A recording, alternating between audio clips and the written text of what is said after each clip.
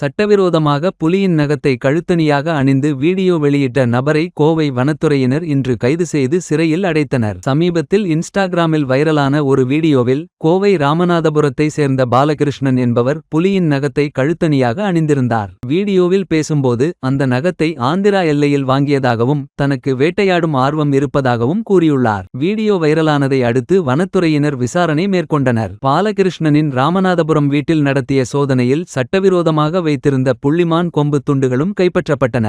குற்றவாளியிடமிருந்து பறிமுதல் செய்யப்பட்ட புலி நகத்தை AIWC all India wild life crime control bureau ஆய்வுக்கு அனுப்பியுள்ளோம். அறிக்கை கிடைத்தவுடன் குற்றப்பத்திரிகை தாக்கல் செய்யப்படும் என மூத்த வன அதிகாரி ஒருவர் தெரிவித்தார். இன்று வனத்துறை அலுவலகத்தில் ஆஜரான பாலகிருஷ்ணன் நீதிமன்றத்தில் ஆஜர்படுத்தப்பட்டு பின்னர் கோவை மத்திய சிறையில் அடைக்கப்பட்டார்.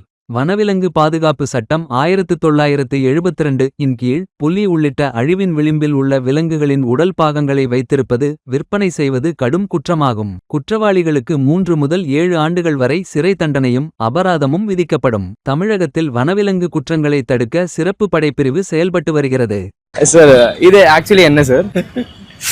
பப்ளிக்ல சொல்லக்கூடாது, இருந்தாலும் சொல்றேன். ஒரு புலியினுடைய நிகம். ஓ மை காட், எப்படி சார் இது கிடைச்சிச்சு? தாத்தா அந்த மாதிரி இல்ல, இது ஒரு ஆந்திரால ஒரு பக்கம் வாங்குனீங்க? வாங்க கைஸ் வாங்கியிருக்காரு, அவ்வளவுதான்.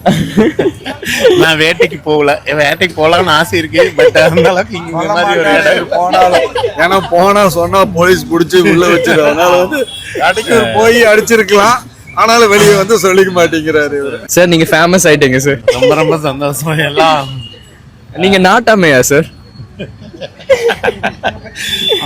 இருக்கலாம், எங்க பரம்பரை அந்த மாதிரி தான். ஓகே, எங்க தாத்தா எல்லாம் சினிமா எடுக்கிற இதுல தான் போய் இதானோ.